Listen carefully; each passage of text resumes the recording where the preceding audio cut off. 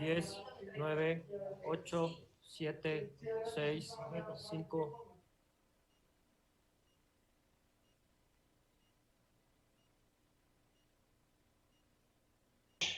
How's everyone? We're very happy to be here in this panel after a very interesting presentation by Professor Jeffrey Sachs. We get into the responsible investment panel. When we think of investing retirement funds, the only term we can think about is the long term. And the longer the term we think about, the higher the uncertainties we can perceive. The only two certainties that we have in the long term is that we will be dead and that we will be paying taxes. No, that's something that was said by Benjamin Franklin. Given all these uncertainties, minimizing some of them by being capable of choosing sustainable projects in the long term is what long-term investors should look after. The discussion around considering other things than financial returns when deciding where to invest are not new. In the 50s and 60s, some unions decided to focus their investments on social investments, to have an impact on their workers. Now, afterwards, in the 70s, there was disinvestment for ethical reasons. At the same time, there were some arguing that if we considered those elements, we were not going to be able to maximize financial returns. There would be an effect against performance. Early in this century, both supply side and demand side agreed on what they were looking for. Demand side looking to have an impact, supply side providing instruments that will allow for that to happen. In the last 20 years, a lot has happened, and today the investment community mostly agrees that ESG factors, environmental, social, and corporate governance, something broader than what we listened before that was only the environment, as considerations in the investment analysis is inevitable. And ESG, as we know it, has become less a question of philanthropy and more a practical issue. In this panel, we will discuss the incorporation of ESG criteria in the investment decision-making process and how by doing this, we can have an impact in many aspects of our lives. And we, as pension funds, also can benefit workers whose resources for retirement we administer. This is what we were going to be discussing in the next 40 minutes with three speakers as they were presented: Susana Peñarrubia from Dutch Asset Management, Elodie Laugel from Amundi, and Juan Lois from JP Morgan. So please, Susana, let's start with you with a brief presentation. Thank you. Muchas gracias, Juan Manuel, por tu introducción. Yo creo que me voy a centrar sobre todo en varios temas que ya has hablado ahora mismo, como qué es esa ESG, cómo ha sido la evolución a lo largo del tiempo y luego al final ver por qué hoy se ha adoptado como un estándar más dentro de la industria del asset management. Quizás para empezar con un par de ejemplos, yo creo que cuando uno habla de ESG, pues hay muchísimas personas que se preguntan qué quieres decir exactamente con eso. Sí, que es un tema medioambiental, que es un tema social, que es un tema de gobernanza. Yo siempre creo que la manera más fácil de enfrentarnos a este tipo de cosas y mirarlas de una manera práctica es ver ejemplos de cosas que han pasado ya en este mundo en determinadas compañías y ver qué impacto ha tenido eso en estas tres áreas, en el área de gobernanza medioambiental y social, pero también, por supuesto, en cómo han reaccionado las acciones de esas empresas en el mercado, que al final es lo que también les interesa a los inversores. Entonces, si empezamos simplemente con un ejemplo que yo creo que lo conoce casi todo el mundo, y fue el accidente que vimos de British Petroleum hace unos años en Macondo, pues al final todos sabemos que tuvo un impacto por una negligencia de la empresa a nivel de fallos de seguridad en la plataforma que tenían de extracción de crudo. Al final lo que vimos ahí es que el impacto le costó la vida a muchos empleados y a muchos otros se quedaron realmente pues, muy dañados por estos temas. A nivel económico, pues tuvimos una de las multas o la multa más grande de la historia de los Estados Unidos que tuvo que pagar BP y además una serie de vertidos que tuvieron un impacto medioambiental negativo, aparte del que hemos hablado de un punto de vista social. ¿Qué otro tema ya podría ser importante? La responsabilidad de un producto. Si nosotros como consumidores compramos un producto de cualquier empresa, lo que está claro es que no queremos morirnos ni tener un problema de salud por estar consumiendo ese producto. Bueno, pues eso en su momento pasó con Parmalat, una empresa italiana que tuvieron un problema también con sus cifras y tuvieron algunos temas contables y se vieron que no podían pagar los bonos de vuelta, además de otra empresa también que se vio afectada porque su leche que estaba vendiendo para los bebés pues estaba contaminada y le costó la vida a 6 bebés, enfermaron otros 300.000 y bueno, unos 54.000 se quedaron con secuelas para toda su vida. Entonces yo creo que hay que ir mirando estos diferentes aspectos, qué es lo que está pasando porque las empresas falsifican datos contables, qué es lo que está pasando porque uno no tiene cuidado con la seguridad de su producto o como hemos visto en el accidente de BP, esa generación de problemas de sanidad. Bueno, yo creo que todos estos temas es lo que definen realmente la E, la S y la G, es cómo se están comportando las empresas y hoy por hoy este tipo de información cada vez se está integrando más dentro del mundo de la inversión. Entonces, en ese análisis de las inversiones, lo que nos interesa al final es ver qué impacto tienen todos estos temas en la posición, en el modelo de negocio de la empresa y en su posición competitiva. Y, por lo tanto, al final, en la valoración que hacemos de esas empresas a la hora de querer invertir en ellas. Como tú bien has comentado, la definición de inversión responsable ha tenido una evolución muy diferente a lo largo de los años. Yo creo que para el inversor final, al final lo que quiere saber es si yo me decido por invertir de una manera sostenible o responsable, ¿qué significa eso para mí? Y yo creo que es importante entender que la definición no es única, como tú bien ya has apuntado, sino que es múltiple y que además ha estado evolucionando a lo largo de los años. Entonces, dentro de esas definiciones hemos visto más enfoque o menos enfoque en fijarse en los riesgos que tenemos a través de esta integración o en el punto de las oportunidades o simplemente decir, oye, yo quiero invertir de una manera temática, pero en aquellos temas que son sostenibles. Pues bien, toda esta evolución también ha llevado a inversiones de impacto, en el que uno dice, yo quiero tener un impacto real y al mismo tiempo tener una rentabilidad financiera. Y luego, pues quizás una de las primeras formas que siguen existiendo, pero que no están en el foco ahora mismo de esa inversión responsable, es la parte filantrópica, que como sabéis, normalmente su objetivo fundamental es tener un impacto y menos tener ese impacto financiero. Bueno, pues hace tiempo sí que me hacían con frecuencia las preguntas de, oye, pero estos productos tienen éxito, se están demandando.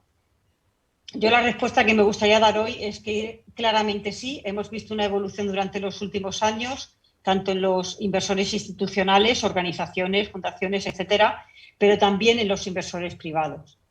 Y de hecho se ve que en el número de activos que se consideran inversiones responsables ha crecido un montón durante los últimos años, solo como una manera de referencia.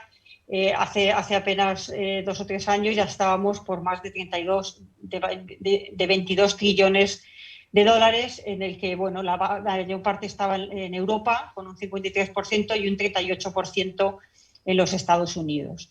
Bueno, yo creo, me atrevería a decir que esto realmente es solo el comienzo. Yo creo que vamos a continuar viendo un gran crecimiento durante los últimos años y al final la única pregunta que se tiene que plantear el inversor final es qué tipo de cosas quiere alcanzar con esa inversión e intentar encontrar el producto adecuado para ello. Hay una serie de impulsores que yo creo que van a continuar el crecimiento de esta tendencia. La primera, tú comentabas bien el tema del beneficio financiero. Yo creo que ha habido suficientes estudios. Nosotros participamos en uno que ha cogido más de 3.700 estudios desde el año 1970 al 2014 y ahí las conclusiones a las que llegaban era que aquellas empresas que tienen un buen comportamiento con respecto al medio ambiente y a la sociedad, pues en el 90% de los casos tenían un impacto positivo en su performance o neutral. Y bueno, lo que nos tenemos que plantear es si esto tiene un impacto positivo en los retornos, ¿cómo no se va a tener en cuenta en la inversión? Entonces, ya es parte de nuestra responsabilidad fiduciaria. En Europa por definición, ya casi por el regulador, es que es parte de esa obligación fiduciaria y, por lo tanto, estamos esperando que esto esté ahí ya para quedarse como un requerimiento mínimo dentro de cualquier inversión.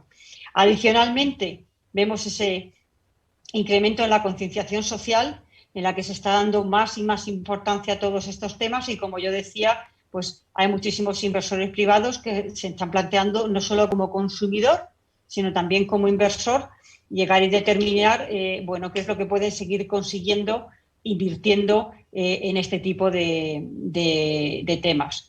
Y bueno, yo creo que al final esto es lo que va a determinar que siga habiendo mucha demanda en este tipo de productos y que esté apoyando además el rendimiento.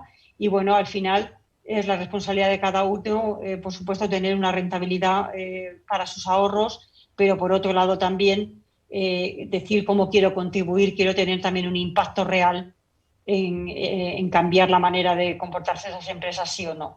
En este caso concreto, el tema del engagement, que es esa relación con la empresa, también se ha potenciado mucho durante los últimos años y, como bien os decía, bueno, pues yo creo que esto va a continuar y está aquí para, bueno, pues para quedarse realmente. Y con esto yo creo que, bueno, ya os he dado una buena introducción del tema, luego ya discutiremos en las preguntas. Gracias. Thank you, Susana, for the message, and thank you for the punctuality with the 8 minutes for the first participation. Elodie, it's your turn. Thank you, and happy to be there. I think for me, what is important to have in mind and to stress probably today is the fact that the responsible investment landscape, so the investment according to ESG criteria, is evolving very, very rapidly today.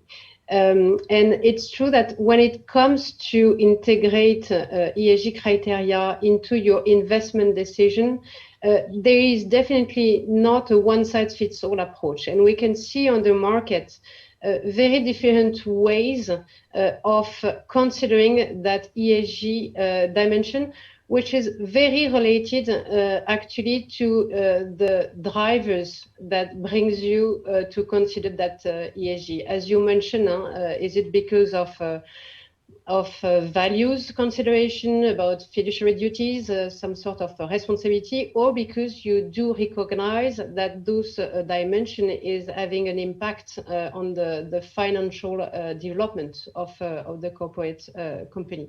Depending on those drivers, actually you have different solution available and approach available today that could be completely combined. So I will briefly, I would say, state and describe you the different approach in order then to also develop on the dynamic, because we can definitely see some sort of change right now on the investment behaviors of the client. If we look a little bit at the type of approach regarding the ESG, the first one is the one related to what we call the exclusion. It's very much driven by some sort of values consideration or responsibility consideration. This is actually an approach where you define a segment that for you don't want to do any compromise. It's a forbidden zone, and it's either because and it's exclusion of company that you exclude because they do not meet any widely accepted agreements or on a certain sectors like tobacco, weapons, or things like that. Beyond this exclusion sector, I would say, I mean, it's business as usual, and you are applying a traditional investment decision process. So this is the first category. The second category of approach is what we call the best in class, where here you try to send a signal, I would say, to the corporate company and to the economic system by investing more in company having best practice as far as ESG are concerned, and investing less in company having a bad profile. The more and the less of investing is really this is a degree you can calibrate and the intensity that you can define. And what it implied actually that it requires that you have an assessment of all those companies and that you are capable to rank them, usually within a sectors, to evaluate them according to their practice on the E, the S, and the G. And really, that will shape your investment. That will be the main factors. The third category is far more, I would say, focus on a specific topic. It's used to be named, there are several names, but what we call the sustainability theme. And here it's more kind of a positive screening where you define, I mean, you want to focus on a specific sustainability topic like the climate change, the energy transition, the income inequality, social cohesion, or else this type of things. And actually you will invest in order to guide your the private capital actually to the financing needs to tackle and mitigate this specific topic. So it's very much focused on a specific thematics. And you have a fourth category, which is pretty much in the same angle, which is what we call the impact. But here, I would say beyond, I would say directing your capital to a specific specific needs, actually you want more and you intend to have very practical and tangible outcome.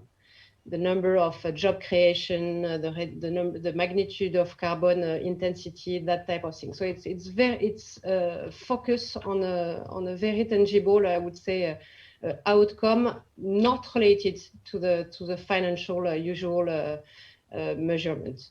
The final one, the two last one actually, the first one is the integration, what we call the integration. And here, as it has been mentioned, I guess, even if I'm not speaking completely Spanish, is that you integrate ESG because you do recognize that this extra financial dimension is impacting the development of the company from a financial perspective, so from a growth perspective, from a risk perspective.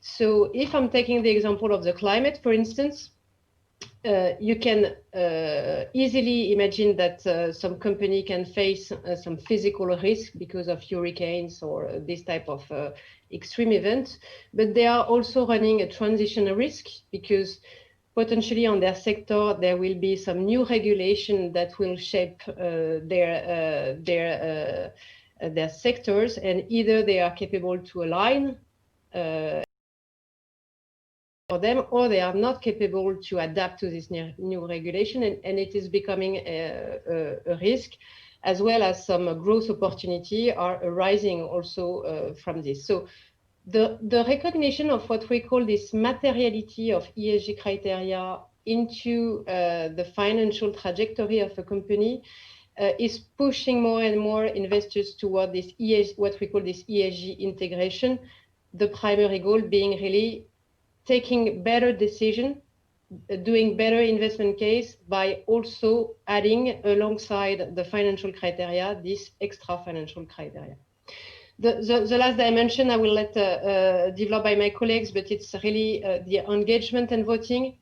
It's going one step further of investing. It's saying that I'm surely investing according to ESG, but I'm doing also a kind of active ownership by putting in place a dialogue with the company. It's very definitely long-term orientation where you try to influence and I would say support the corporate company going in the right direction to adopt those best practices. So this is a little bit the landscape, I would say, and I guess you've seen that depending on your drivers, depending on your own profile, and you may have a different approach to it, whatever the asset class is that works for different markets. What I could tell you on that front is that the market is evolving, the ESG preferences are evolving, We are coming from a world where it was a lot about exclusion and a lot about best in class. So investors were very much focused on the how.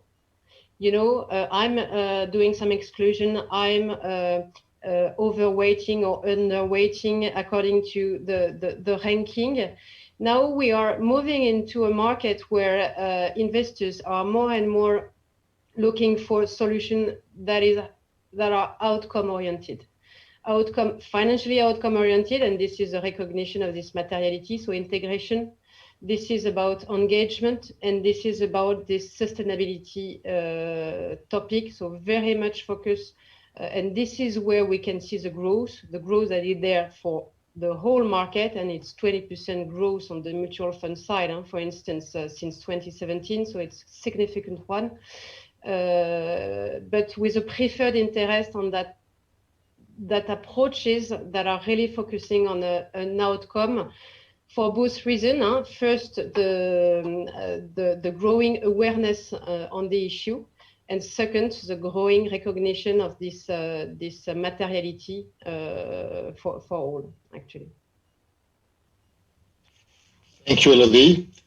And now let's move with Juan Lois for the third presentation. Thank you. Hi, everyone. My name is Juan Lois. I lead JP Morgan Asset Management's Sustainable Investing Solutions and Product Innovation for the Americas. I'm very happy to be here today, and I'd like to thank Amafore for having me and my panelists for a great overview of the sustainable investing landscape. In terms of my background, I've spent the last 10 years or so in sustainable finance. And the last 5 years of that really leading the sustainable investing practice of a US-based pension fund. So I'm relatively new to JP Morgan Asset Management, joined about 6 months ago. And again, happy to be here. So in terms of what I'm going to speak about, my panelists gave a great overview of the landscape and the different types of products that we can create. And I think I will speak to you about, what are some of the key tools needed to implement all of these different types of products.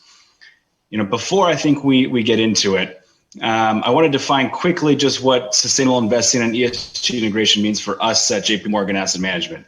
As we said earlier, these words can mean different things to different people, and institutions. For us, we use sustainable investing as the broad term to capture all investment approaches that incorporate the consideration of environmental, social, and governance factors in the investment process. And when it comes to ESG integration, we believe that the integration of financially material ESG information in the investment process really helps us make better investment decisions, which in the long term translates to better risk-adjusted returns for our clients. And it's really for that reason that we have just completed a multi-year process of integrating ESG analysis across our entire actively managed platform, which means we have about 2 trillion of AUM that now considers the ESG factors in the investment process. And as Elodie was saying, we're now focused on going beyond ESG integration as much of the industry is to really focus on dedicated sustainable strategies that really span the full range of that product category. So there are many tools that we can use to invest more sustainably, but I think there are really 2 primary tools that cut across all the different types of sustainable products. And that is, ESG data and analysis, and 2, corporate engagement or investment stewardship. I think we'll start with data analysis. There's really 3 major trends that can help investors make better investment decisions today.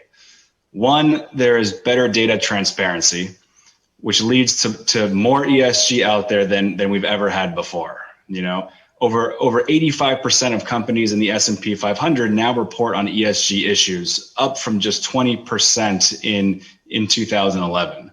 And this data is by no means perfect, but we believe it can provide us with valuable information that we have to consider in our investment process. The second trend is technology development. We now have the ability to analyze tremendous data sets that historically we were not able to. Right? Artificial intelligence and machine learning technology has really increased our ability to scrape the internet, and use a range of data sources to search for new and unique insights about how companies operate and how they treat the environment and surrounding communities and their own employees in order to produce the goods and services that drive the real economy. Lastly, there's increased investor focus on ESG-related risks. Where an increase in gun violence or data breaches or extreme weather events, to name a few, are really causing investors to increasingly realize that there is financial risk associated with these types of ESG events. And as such, it is our responsibility to make sure that we are analyzing them appropriately. Together, these trends really do mean that we have more data and a greater ability to analyze and extract value from this ESG information than ever before. And this information pertains to all companies and products, right? This includes traditional products that many of us might be more familiar with, but also those that are ESG focused and completely sustainable. What really changes is how we use that information in combination with the rest of the financial factors that we look at. We can use ESG information as one additional input to a broader range of factors, or we can really focus on individual environmental and social metrics and use ESG performance to drive investment selection. It really depends on the investment goal and objective of the individual strategy and the type of product that you're trying to create. But regardless of that type of product, they will all use ESG metrics and KPIs to varying degrees, which requires staff, resources, and a real commitment from any institution. But data analysis is just one part of being a sustainable investor, as we said, and just one of the tools we have. Another critical component is speaking directly to company management on key ESG issues. For us, corporate engagement and proxy voting, it's not an afterthought, but very much an integral part of alpha generation. Often we find that different data providers will come to different conclusions about a company's ESG performance or characteristics. And because of this, we believe that looking at multiple data providers is key, but so is fundamental analysis of these factors to come to our own conclusion about a company's ability to successfully manage these ESG risks and/or opportunities.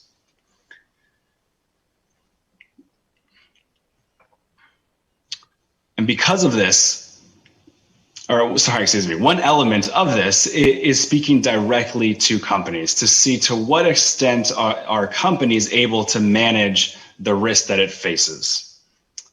As active managers, we're able to incorporate this insight we gain from these conversations back into our investment process to drive additional value. So by engaging directly with companies, we are not only able to better understand the company and its ability to manage a wide set of risks, but we're also able to encourage better management of these risks themselves and the appropriate disclosure of those efforts. So we, like the rest of the sustainable investing community, are really focused on what's most material. So the ESG issues that are most material that companies are facing today. So these issues are diversity of staff and management, or executive compensation and cybersecurity, and climate disclosure. By collectively engaging with some of our peers on these issues, on important initiatives like the Global Climate Action 100+ initiative, we can really have a greater impact on improving company management of these issues, which not only benefits financial markets as a whole, but it's also critical for helping drive the transition to a more sustainable future. I think I'm up on time. So with that, I will pass it back to you, Juan. Thank you, Juan Luis. I think we got a very good perspective from 3 different companies, 3 different investors that are engaged in ESG, in responsible investment, and we can now move forward to some questions. No? So I want to continue with you, Juan Luis. No, at the end, there are 3 dimensions that we have been discussing around, and under each of these dimensions, there are many elements. But if we need to raise which are the most important sustainability issues for ESG investment,